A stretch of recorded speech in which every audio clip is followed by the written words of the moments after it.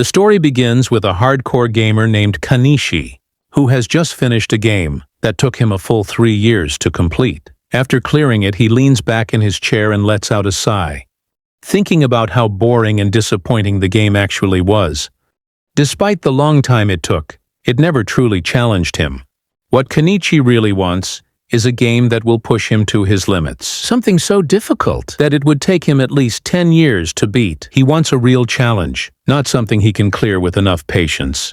With that in mind, Kanishi immediately starts searching for his next game.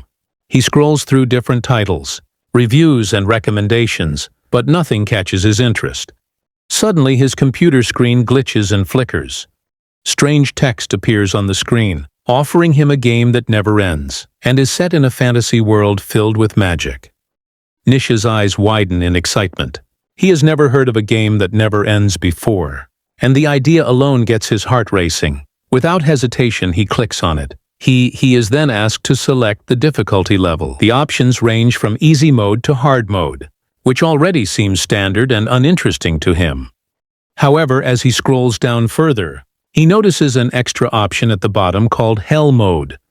This is something he has never seen in any game before. His excitement skyrockets as he realizes that this might finally be the challenge he has been looking for. Without a second thought, he selects Hell Mode. Next, he chooses the Summoner class and confidently clicks the Start button. The moment he does, something strange happens. His screen flashes brightly, and before he can react, he gets sucked straight into his computer screen. The next thing he knows, he wakes up in a completely different world as a newborn baby, crying as he is born into a poor serf family. Shortly after his birth, a man picks him up gently and gives him a name that name is Alan. Surprisingly, Alan does not feel upset about his situation. In his previous life, he was a 35-year-old broke gamer, stuck working a dead-end job with no future. Compared to that, this new life feels like a fresh start. Being reincarnated gives him a second chance to live a better and more meaningful life. At the moment, Alan is only 1 year old, so he cannot speak yet. However, he has no trouble thinking clearly. Inside his mind, he can organize his thoughts, understand what people say around him, and observe everything carefully. He also realizes that the language spoken in this world is Japanese, meaning it is the common language here. Alan and his family live in a frontier village, where pioneers pay taxes to a ruling lord, in exchange for the right to cultivate the land. The village is still new and undeveloped, so it does not even have a proper name yet. Alan's father is named Roden, a hard-working and caring man, who does everything he can to support his family. Judging by his looks and behavior, Alan guesses that Roden is around 20 years old. His mother's name is Derja, and Alan assumes she is likely in her late teens. Watching how close and loving his parents are with each other, Alan figures it is only a matter of time before he ends up with younger siblings. As well, later that night, after Alan is put to bed, he lies there quietly and starts thinking. He suddenly remembers that in this world, he is supposed to be a summoner. Curious, he decides to try opening a status window to check his stats. However, the moment he attempts to do that, something unexpected happens. Instead of a simple window appearing, a large book suddenly materializes and floats above him in the air. Alan shrieks in shock at the sudden sight of it, completely startled by what just appeared. His shout immediately grabs his parents' attention. Realizing this is bad, Alan panics and quickly makes the floating book disappear.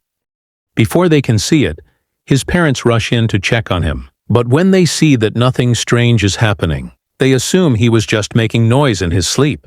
Thinking it is nothing serious, they quietly leave the room. Once they are gone, Alan carefully brings the book back out again. He soon learns that the floating book is actually a grimoire that contains all the details about his stats and abilities. As he reads through it, he confirms that he really is a summoner, just like the class he chose in the game. The book explains that he can summon creatures, but because of his young age, he is currently limited to summoning only insects and beasts. Even so, Alan feels extremely excited. He wants to summon something right away, so he tries summoning an insect. However, no matter how many times he tries, nothing happens at all. After several failed attempts, Alan forces himself to calm down and think carefully. He remembers another skill listed in the grimoire and decides to try using his create skill first. When he activates it, something finally happens. A crafting card for an insect appears right in front of him. Seeing this, Alan realizes that he needs to create the creature first, before he can summon it. Now that he has the crafting card, he prepares to summon the insect properly. Just as he is about to do it, his mother comes in to check on him. Alan reacts instantly, lying back down and pretending to be asleep. Even after his mother leaves the room, he notices that he is suddenly very tired. His eyelids feel heavy, and he realizes that forcing himself to stay awake is pointless. Deciding it is better to rest, he chooses to go to sleep and try summoning again the next morning. The following morning, when his parents are not watching him, Alan carefully brings out his grimoire again. This time he successfully completes the summoning. In an instant, a giant grasshopper appears and jumps straight onto his face. Alan panics but quickly recovers and tries giving it orders. Telling it to obey him, unfortunately, the grasshopper shows no interest in listening and simply hops away on its own.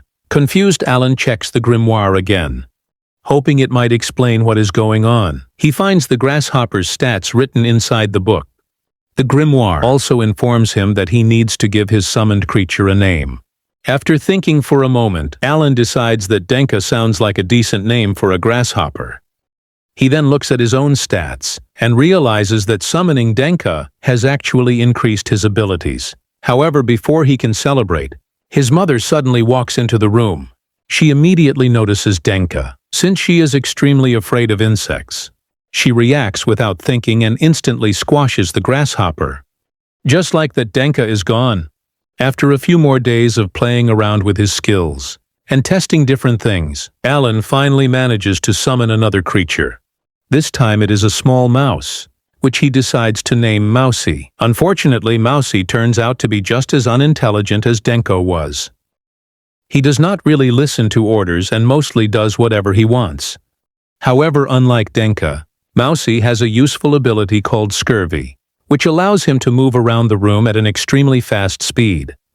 While Mousy is still not very obedient, he will at least use Scurry whenever Alan tells him to, which makes Alan feel slightly better about the summon. Alan spends the rest of the day carefully studying his grimoire. He reads through every page again and again, trying to understand how summoning really works, and what he needs to do to summon stronger monsters that can properly follow commands. He thinks about different methods, possible conditions, and skill combinations, but no matter how much he studies, he cannot find a clear answer. In the end, all his effort leads to nothing, and he is left feeling a little frustrated. That afternoon, Alan's father, Roden, finally returns home. His clothes are stained with blood, and it is clear that he has just come back from a dangerous hunt. Roden proudly tells Alan that he managed to take down a massive boar. He goes on to describe just how large and terrifying it was, and then asks Alan if he wants to go see it. Hearing this, Alan becomes incredibly excited. This would be the first real monster he has ever seen in this world. Seeing how thrilled his son is, Roden decides to take him along. This is Alan's first time leaving the house, so he feels thrilled at that moment. His father points toward a flock of birds known as Alba heron. During this season, they fly north together, signaling the arrival of fall. Roden then explains to Alan that he named him after the Alba hero. After about a 10-minute walk, they arrive at the spot where the boar is being cut up. Several people are already there, working together to process the monster. At first, Alan is filled with excitement as he stares at it up close. However, after examining it more carefully, that excitement slowly turns into fear. Being such a large and powerful monster in person makes him realize just how terrifying it truly is.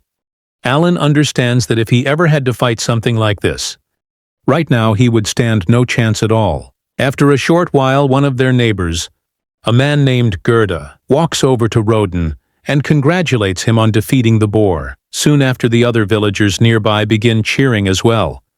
They all know that taking down a boar like that is no easy task, and that it is a great achievement. Roden then formally introduces Alan to Gerda. Gerda is left completely speechless when he sees how polite and well-mannered Alan is, especially considering that he is only 1 year old. Putting that aside, Alan asks Jurta how strong a boar actually is. Jurta explains that boars are naturally C-rank monsters, and that it usually takes around 20 people working together to bring just one of them down. Hearing this, Alan quietly takes note of the information. He realizes that this gives him a clear benchmark for what kind of strength exists in this world, and what he might have to face in the future. About 10 months later, Alan receives some exciting news. He discovers that he has finally reached level 2 as a summoner. This level up allows him to create G-rank creature cards, which is a big step forward for him. On top of that, he gains a brand new skill that lets him fuse his summoned creatures together. The best part of all is that his inventory space doubles. This means he can now hold twice as many buffs as before, greatly increasing his potential strength. That night, after finishing dinner, Alan feels more excited than ever with his new level. New skill and expanded inventory. He eagerly prepares to test out his fusion technique for the very first time, but Alan soon ends up feeling disappointed when he realizes that he still cannot use his fusion technique on his cards, even when his MP is completely full. No matter how hard he tries or how carefully he follows the process, the fusion simply does not activate. This frustrates him, but he understands that he is still too young and not strong enough. Yet time passes, and by the time Alan turns 3 years old, he has made clear and noticeable progress on his path as a summoner. After many attempts and much practice, he finally succeeds in using his fusion technique on several of his cards. Through this process, he manages to craft a bird card, and the bird he summons from it is named Chappie.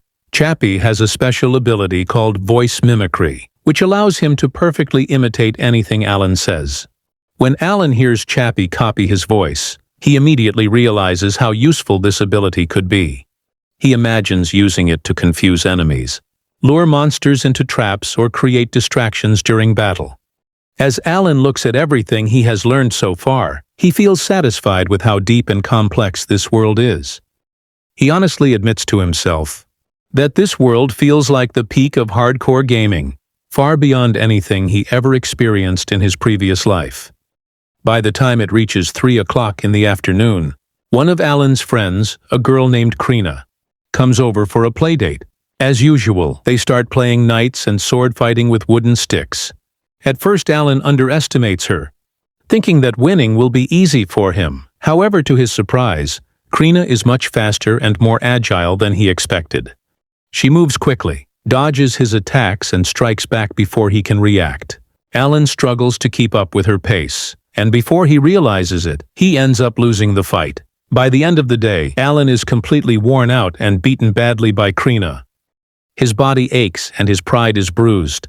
But instead of feeling discouraged, he quietly vows to himself that he will become stronger before their next battle. That night, important news is revealed to the family. Derja announces that she is pregnant. Hearing this, Alan tells his father that he wants to help with harvesting the potatoes, since his mother will not be able to help as much anymore. Deep down, Alan knows he will be fine doing physical labor, because he now has the stamina of a grown adult. However, his parents do not know that. They gently tell him that a child his age should not have to work, and that he should focus on playing and having fun instead. They encourage him to keep spending time with Krina, since they have noticed how happy he looks. When they play knights together, they also mention that they are really looking forward to Alan's appraisal ceremony. Alan has no idea what that is. So Derja explains that when he turns 5 years old, there will be a divine ceremony to determine what kind of talent he possesses. They truly hope that Alan will receive a good talent, one that could finally free their family from life as serfs. A few months later, during the winter season, Alan accidentally forgets to put Denka away. Because of this, his mother suddenly sees the insect. Terrified, Derja slips and falls to the ground. When Roden rushes in to check on her, Derja tells him that her water has broken and that the baby is coming. Krina happens to be nearby at the time, since she and Alan were having another playdate. Roden quickly asks Krina to go get her parents, because they have experienced helping with childbirth. Not long after, Gerda and his wife, Matilda, arrive to help Teresa. Matilda takes charge of the situation and prepares to deliver the baby. She immediately orders all the men out of the house, saying she needs privacy to work properly. The long night passes, and by the next morning, the boys wake up to the sound of a baby crying. They rush over and find that the baby has been safely delivered. Derja asks Roden to name the child, without thinking too deeply about it. Roden decides to name him Mash. Teresa instantly loves the name, but after thinking about it for a few seconds, she wonders if the name came from a monster. Roden admits that it did, but Teresa cannot deny that it sounds good. She starts laughing and everyone else joins in. As they laugh together, Alan quietly watches them, thinking back on everything. Alan realizes that he never truly understood why he was reincarnated in the first place, aside from his desperate wish to play a hardcore game. With terrible balance, he remembers how miserable and meaningless his old life felt, and realizes that he is completely fine leaving it behind. In this new world he feels free, unrestrained and full of possibilities. More than anything else, he knows that this new family is the best part of his new life. He is not sure how he will do it yet, but Alan makes a silent promise to himself. No matter what it takes, he will free his family from the harsh life of being serfs. That was episode 1. Subscribe to not miss the next part and watch the next video on screen.